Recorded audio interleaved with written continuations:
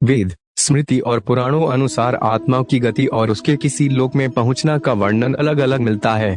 हम यहाँ पौराणिक मत को जानेंगे, लेकिन पहले संक्षिप्त में वैदिक मत भी जान लें, जो कि गति के संदर्भ में है।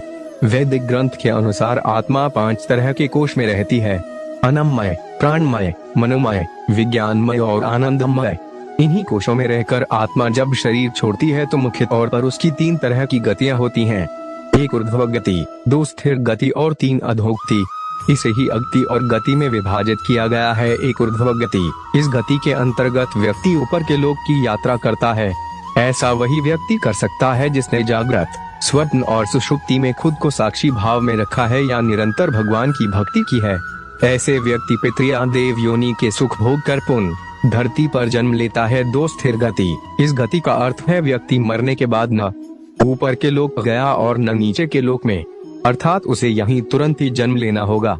यह जन्म उसका मनुष्य योनि का ही होगा। 3 अधोगति, जिस व्यक्ति ने किसी भी प्रकार का पाप करके या नशा करके अपनी चेतना या होश के स्तर को नीचे गिरा लिया है, वह नीचे के लोकों की यात्रा करता है।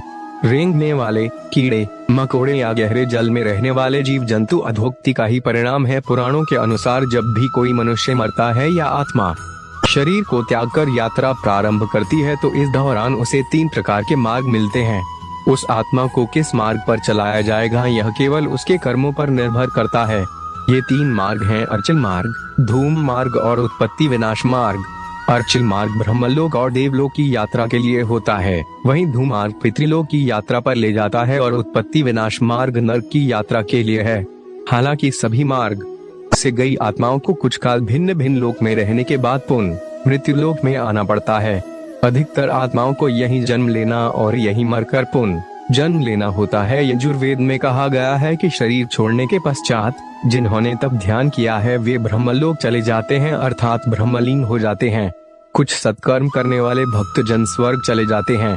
स्वर्ग अर्थात वे देव बन जाते हैं। राक्षसी कर्म करने वाले कुछ प्रेत योनि में अनंत काल तक भटकते रहते हैं और कुछ पुनः धरती पर जन्म ले लेते हैं। जन्म लेने वालों में भी जरूरी नहीं कि वे मनुष्य योनि में ही जन्म लें। इससे पूर्व ये सभी पितृलोक में रहते हैं। वहीं उनका न्याय होता है। आत्मा 17 दिन तक यात्रा करने के पश्चात 18वें दिन यमपुरी पहुंचती है। गरुड़ पुराण में यमपुरी के इस रास्ते में वैतरणी नदी का उल्लेख मिलता है। वैतरणी नदी विष्ठा और रक्त से भरी हुई है। जिसने गाय को दान किया है वे इस वैतरणी नदी को आसानी से पार कर यमलोक पहुंच जाता है, अन्यथा इस नदी में वे डूबते रहते हैं और यमदूत उन्हें निकालकर धक्का देते रहते हैं। यमपुरी पहुंचने के बाद आत्मा पुष्पोदका नामक एक और नदी के पास पहुंच जाती है, जिसका जल स्वच्छ होता है और जिसमें कमल के फूल खिले रहते हैं। इसी नदी के किनारे छायादार बड़ का एक वृक्ष है, जहां आत्मा थोड़ी देर विश्राम करती है। यहीं पर उसे उसके पुत्रों या परिजनों द्वारा किए गए पिंडदान और तर्पण का भोजन मिलता है, जिससे उसमें पुण्य शक्ति का संचार हो जाता है। यमलोक के 4 द्वार है। 4 मुख्य द्वारों में से दक्षिण के द्वार से पापियों का प्रवेश होता है। यम नियम का पालन नहीं करने वाले निश्चित ही इस द्वार में प्रवेश करके कम से कम 100 वर्षों तक कष्ट झेलते हैं। पश्चिम का द्वार ऐसे जीवों का प्रवेश होता है जिन्होंने दान पुण्य किया हो, धर्म की रक्षा की हो और तीर्थों में प्राण त्यागे हो। उत्तर के द्वार से वही आत्मा प्रवेश करती है जिसने जीवन में माता पिता की खूब सेवा की हो, हमेशा सत्य बोलता रहा हो और हमेशा मन वचन कर्म से अहिंसक हो। पूर्व के द्वार से उस आत्मा का प्रवेश होता है जो योगी, ऋषि, सिद्ध और संबुद्ध है। इसे स्वर्ग का द्वार कहते हैं। इस द्वार में प्रवेश करते ही आत्मा का गंधर्व, देव, अप्सराएं स्वागत करती हैं। माना जाता है कि जब कोई व्यक्ति मरता है तो सबसे पहले वे गहरी नींद के हालात में ऊपर उठने लगता है। जब आंखें खुलती हैं तो वे स्वयं की स्थिति को समझ नहीं पाता है। कुछ जो होशवान हैं वे समझ जाते हैं। मरने के 12 दिन के बाद यमलोक के लिए उसकी यात्रा शुरू होती है। वह हवा में स्वतः ही उठता जाता है। जहाँ रुकावट होती है वहीं उसे यमदूत नजर आते हैं, जो उसे ऊपर की ओर गमन कराते हैं। आत्माओं के मरने की दिशा उसके कर्म और मरने की तिथि अनुसार तय होती है। जैसे कृष्ण पक्ष में देह छोड़ दी है तो उस काल में दक्षिण और उसके पास के द्वार खुले होते हैं, लेकिन यदि शुक्ल में देह छोड़ी है तो उत्तर और उसके आसपास के द्वार खुले होते हैं। लेकिन तब कोई नियम काम नहीं करता, जबकि व्यक्ति पाप से भरा हो।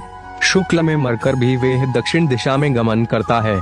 इसके अलावा उत्तरायण और दक्षिणायन सबसे ज्यादा महत्व होता है। उत्तरायण में मरने वाले 4 द्वारों, 7 तोरणों तथा पुष्पोदका, वैवस्वती आदि सुरम्य नदियों से पूर्ण अपनी पुरी में पूर्व, पश्चिम तथा उत्तर के द्वार से प्रविष्ट होने वाले पुण्यात्मा को भगवान विष्णु के दर्शन होते हैं, जो शंख, चक्र, गदा, पद्मधारी, चतुर्भुज, नीलाभ रूप में अपने महाप्रसाद में रत्नासन पर दर्शन देते हैं। ऐसी शुभ आत्मा स्वर्ग का अनुभव करती है और उसे शांति व स्थिरता मिलती है।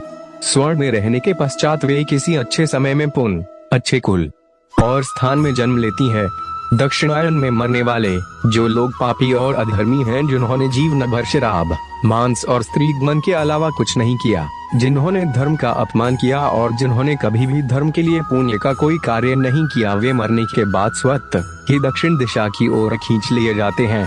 ऐसे पापियों को सबसे पहले तप्त लौह द्वार तथा पुण्य, शोणित एवं क्रूर पशुओं से पूर्ण वैतरणी नदी पार करना होती है। नदी पार करने के बाद दक्षिण द्वार से भीतर आने पर वे अत्यंत विस्तीर्ण सरोवरों के समान नेत्र वाले, धूम्रवर्ण, प्रलय मेघ के समान गर्जन करने वाले, ज्वालामय रोमधारी, बड़े तीक्ष्ण प्रज्वलित दंतयुक्त, संडसी जैसे वाले, चर्म वस्त्रधारी, कुटिल भ्रिकुटी भयंकर तमवेश में यमराज को देखते हैं।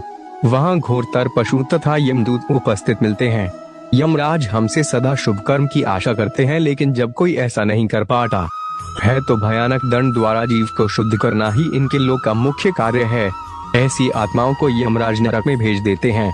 तो दोस्तों, यह थी हमारी आज की कहानी। आपका क्या कहना है इस कहानी के बारे में कमेंट करके हमें जरूर बताएं। वीडियो को लाइक करें, चैनल को सब्सक्राइब कर लीजिए, साथ में घंटी को दबाकर ऑल पे सेट कर लीजिए ताकि आने वाली वीडियो आपको तुरंत मिले। मुझे दीजिए अगली वीडियो तक इजाजत, तब तक के लिए धन्यवाद। फिर मिलेंगे अगले वीडियो में नई कहानी के साथ। जय हिंद, वंदे मातरम।